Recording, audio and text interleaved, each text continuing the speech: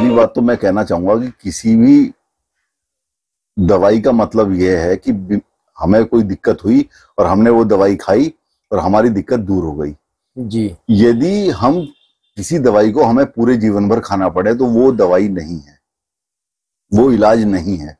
वो केवल एक फौरी तौर पे हमें लक्षण खत्म करने वाली एक चीज हमारे सामने आ गई कि हमने एक चीज खाई और हमारे लक्षण खत्म हो गए, अगले दिन फिर वो दवाई खा ली कि हमारे अगले दिन के लक्षण खत्म हो गए।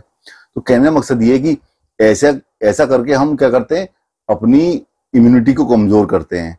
दवाई की मात्रा लगातार बढ़ती रहेगी। जो दवाई हम जीवन भर खानी है, आज 25 mg खा रहे हैं, अगले साल 50 mg खाएंगे, उससे अगले साल 75 mg खाएंगे।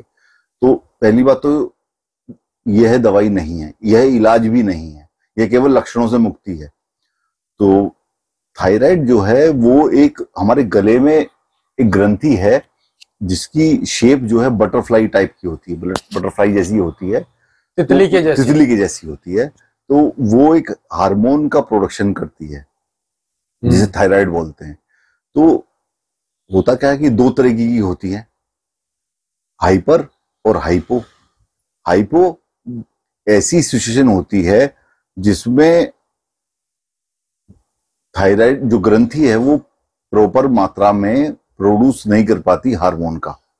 तो ऐसी स्थिति में क्या है, इसके मरीज ज्यादा रहते हैं, महिलाओं में ये समस्या ज्यादा रहती है, वेट गेन होने लगता है, एंजाइटी होने लगती है, पीरियड्स गड़बड़ होने लगते हैं। तो ये सिचुएशन ये है। दूसरी है हाइपर, जिसमें प्रोडक्शन ऑफ हार्मोन्स जो है वो एक्सेस हो जाता है, ज्यादा हो जाता है। तो ऐसी सिचुएशन में क्या होता है, वजन कम होने लगता है, मरीज सूखने लगता है, कमजोरी आने लगती है। तो ये इसे नापने के तरीके हैं T3 और T4 जो है ये, और TSH जो होता है वो थायराइड स्टिमुलेटेड हार्मोन होता है। हमारा जो प्रोडक्शन है वो थायराइड को स्टिमुलेट कर रहा है हार्मोन को, वो एक सिचुएशन वो रहती है। तो T3 और T4 यदि आपका गड़बड़ है तो आपको थायराइड की समस्या है। ये T3 T4 इसका मतलब है ट्राई ऑर्थोडोथायरोनिन T3 होता है और T4 होता है थायरोक्सिन। ये दो हार्मोन होते हैं। तो ये अगर डिस्टर्ब है तो आपको थायराइड की समस्या है।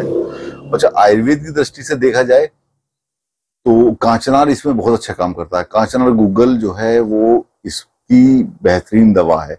लेकिन उससे पहले, कांचनार गूगल से पहले हमारे घर में बहुत सारी ऐसी मेडिसिन हैं जो हम हमेशा इस्तेमाल करते थे, प्रयोग करते थे, और हमें कभी इसकी जरूरत नहीं पड़ी। हमें कभी भी थायराइड की कोई समस्या पहले नहीं थी। आजकल के समय में ये समस्या बहुत ज्यादा रहती है।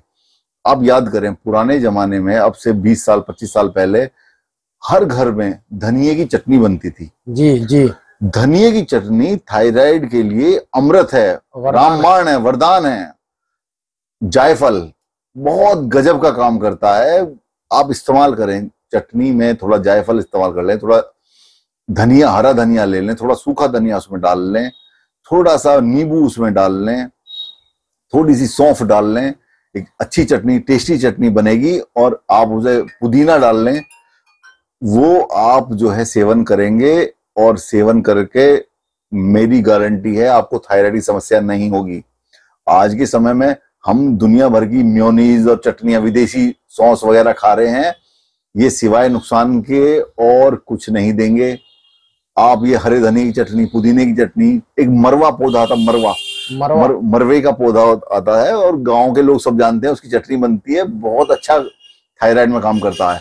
ये चीज ऐसी है कि आप घरेलू जीवन में लगातार आप इस्तेमाल करेंगे, अपने जीवन शैली में थोड़ा परिवर्तन करके इन सब चीजों से जुड़ेंगे, जमीन से जुड़ेंगे, तो इन सब किसी दवाई की जरूरत नहीं पड़ेगी।